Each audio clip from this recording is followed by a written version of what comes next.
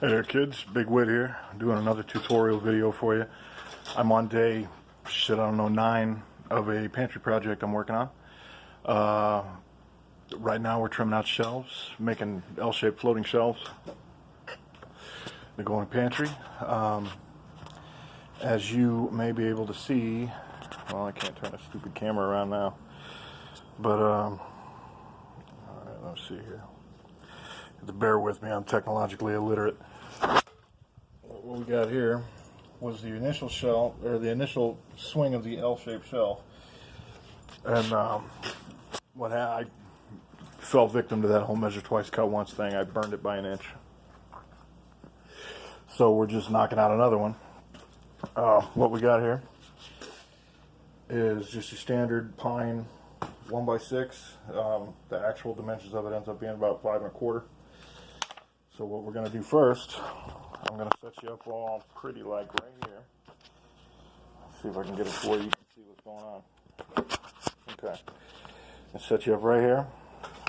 So what we're doing, we need this board at 16 7/8. So the first thing I generally do, because we're sanding and painting this shit anyway, 16 7/8. Just marking the fucking dimensions on here. Then we ain't got to worry about it later. I generally take handy dandy little speed square, pop it on the end, just to make sure that our previous cut was square, which it is. Good to go. So now we'll take the tape measure here, mark out at 16 7/8. Now, one thing you always want to be mindful of with these kind of projects, when you're getting that specific with your dimensions, like I need 16 7/8. It can't be 17, it can't be 16 3/4, you know. So to get the 16 7/8 perfectly, you got to keep in mind that when you cut the board, you're going to be adding in just about 1/8 of an inch for the width of the blade, because that can burn you exact. So we're going to go ahead and use the speed square again to make sure we've got a straight line. Cut it down, and we're scribed. I don't use the little handy scribe deals, so I just use pencil.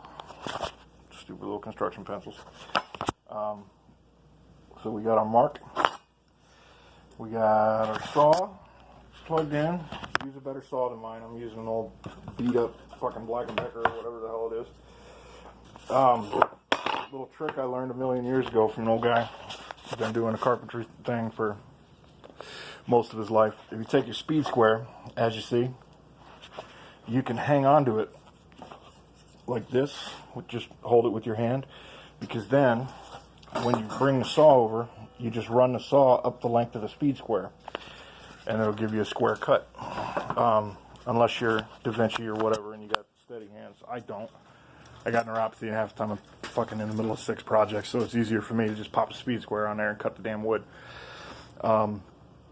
I don't have a great setup for you guys to see the actual sawing, so hopefully that's not an issue. I'll try and set you up on the wood for you.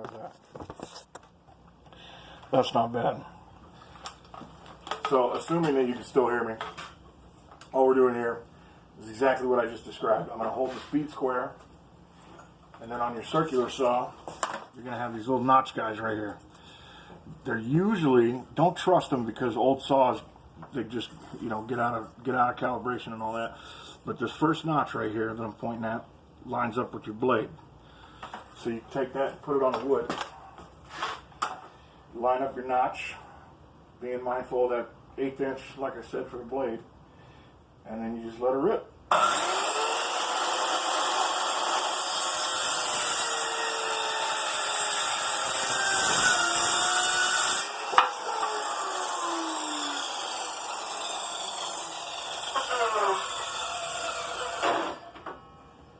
And like I said, use good tools. Don't follow my exact example. I've got a bunch of old shit the safety guards are all busted off of, but there's our piece. Decently square. Not the best cut in the fucking world, but it'll work. And then we just double check it with our tape measure there. Bam, 16 7/8. So we're good. We got one L-shaped shelf. So now, assuming you've marked it correctly, which I did, now we're going to line up our Craig jig. Now what a Craig jig does is take, for instance, this piece of wood here. Let's imagine that I want to attach this piece of wood to the wall like that. I want it straight. I don't want nothing bracing it over here. I don't want nothing bracing it over here. I just want a screw, essentially, straight through the wood. Well, sometimes you can find a screw long enough to do that. But when you can't find a screw long enough to do that, use a Craig jig. And I'm not getting paid by these guys, but I'll tell you what, any kind of jigs or setups for saws or clamps or workbenches, you need any of that shit, I heavily recommend Craig. They're amazing. But what the Craig jig does is it's going to hold, I'll show you.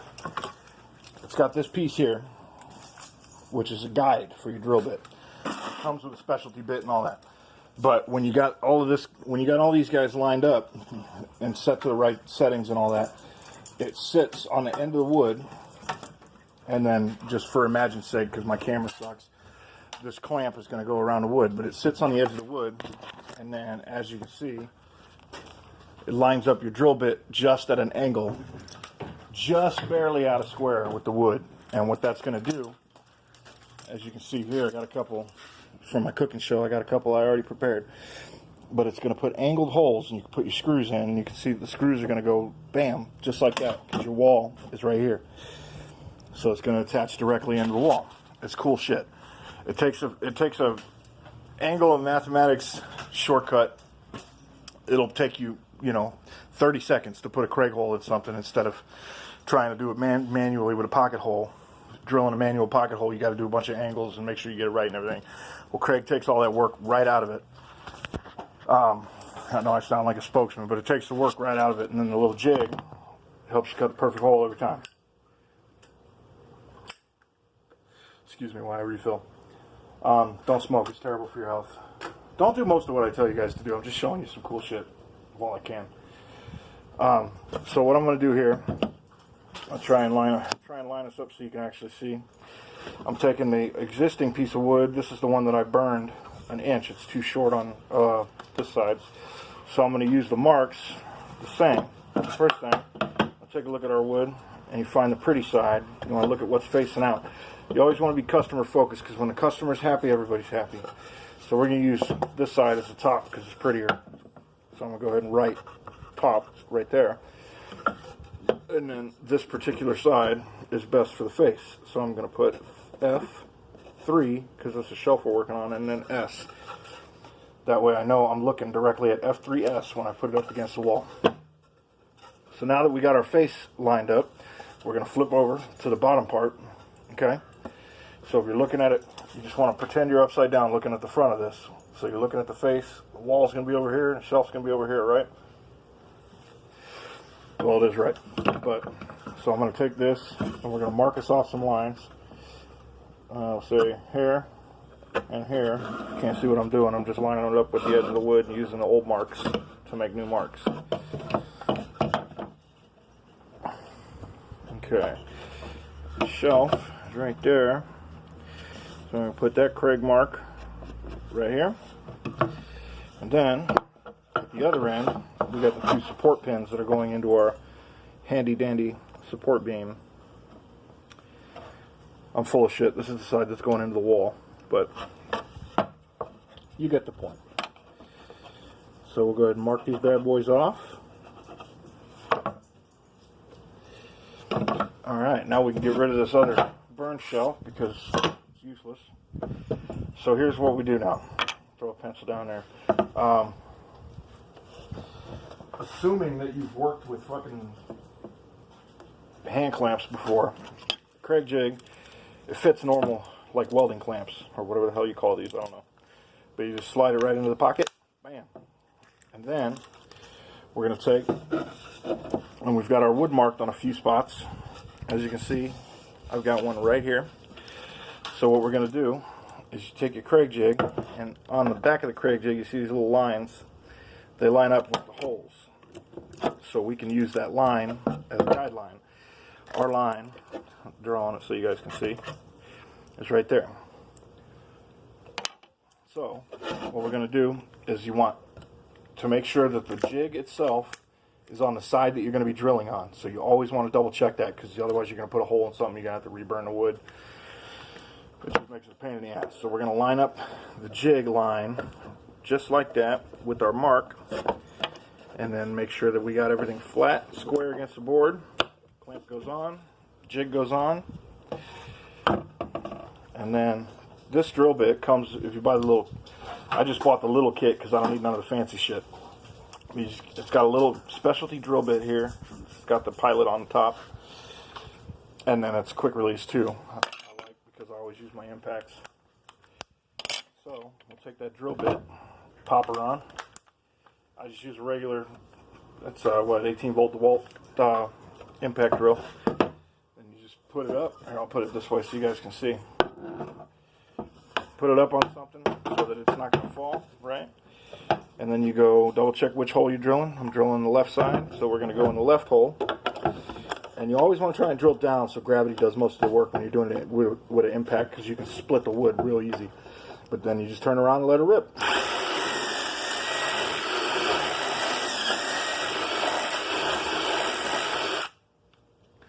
Boom. And you let your release your clamp.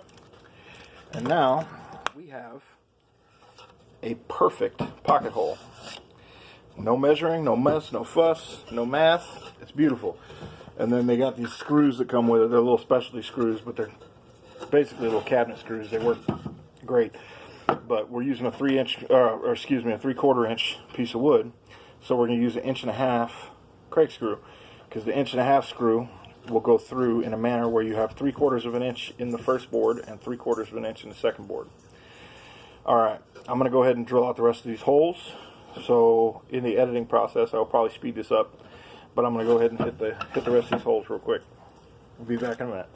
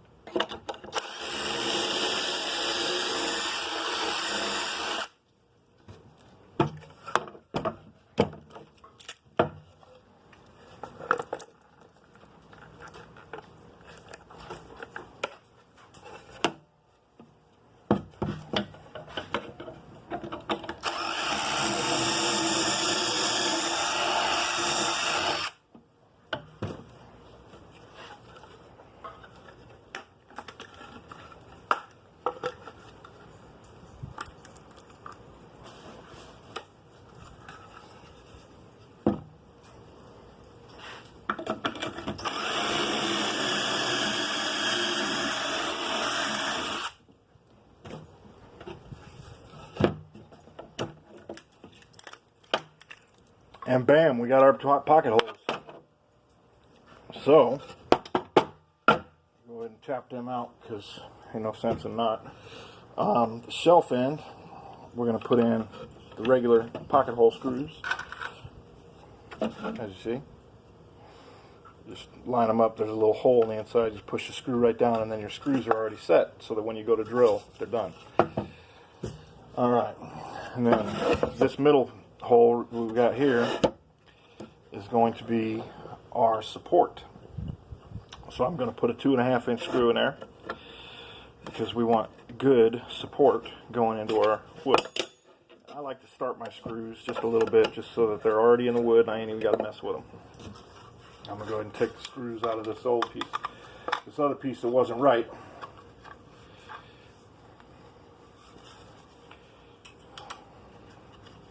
But, you know what? Everybody fucks up. And when you're doing these projects, you have to allow time for oops. Because oops will happen. Every time. So, I'll go ahead and get these screws started in the side of the wood here that's going into the wall. And into the wall is also a support piece, so we're going to be using 2.5 inch drywall screws. You can use whatever, construction screws, regular screws. I just use drywall screws because I tend to have 2.5s and 1.25s pretty much all the time. Alright, so we got our shelf piece. Now let's go ahead and get back in the house here. I'm going to swap my drill bit out for the long bit, whatever I did with it. There we go. Cool. We're set. Let's go install some shelves.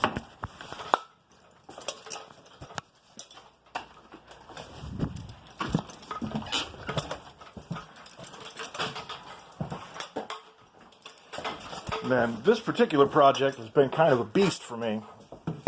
What we've done here, I don't know how much you can see, this pantry, the closet doors here, and come on, don't shine. Messing with the homeowner's dog, sorry. And this wall here, none of that was existing before. It was just a regular straight kitchen area with a wall.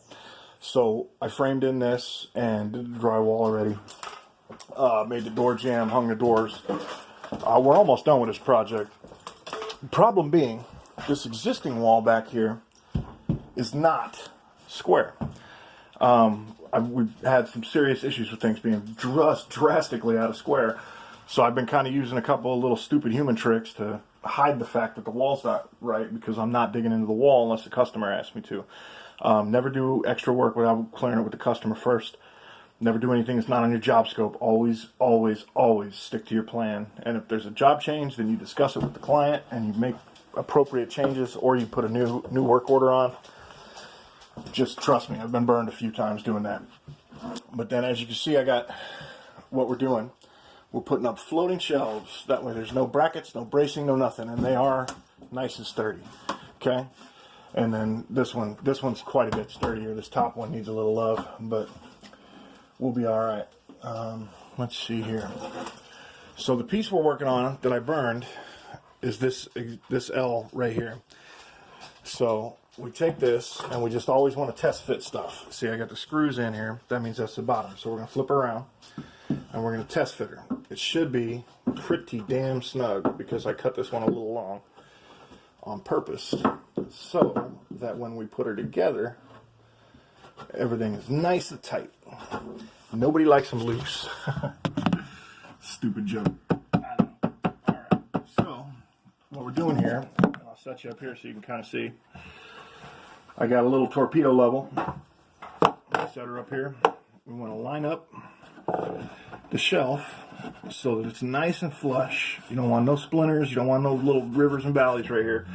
So we got this guy nice and flush, and then we're going to take our torpedo level to ensure that going this way, we don't have shit rolling off the shelves. So, and as I can see here, we're way out of level. So I'm just going to tap until we get a little closer to where we want. And the bubble's moving. And presto. Got it just about as perfect as it can get. And then we're going to come over here. We're going to fix that little valley we just made. Push that sucker tight against the wall. And we got her nice and level, nice and smooth all the way across. Good job. Go me, go me. Alright. And we're going to take our impact. And what I did on here, I put a number 2 square bit on there. And I got a really long one. It came with that Craig kit. But you want to use it for these because you're going at such a deep angle that it's hard to see. So let me find a way to move this camera so that you guys can see what I'm doing. Right here. Okay. But what I'm doing now is I'm going in at this angle to put them pocket screws in to attach this board to this board. Push it tight against the wall, make sure you're still flush. One of the things I love about using the impact on this, you can use the clicks to tell the depth. When it clicks twice, you're in far enough. That was 3, but it'll work. Don't tell nobody. Alright, then we're going to move to the second screw and do the same thing. 2 clicks. Good to go. Just like a glove. Now I'm going to go ahead and double check. I'm going to put you back right here.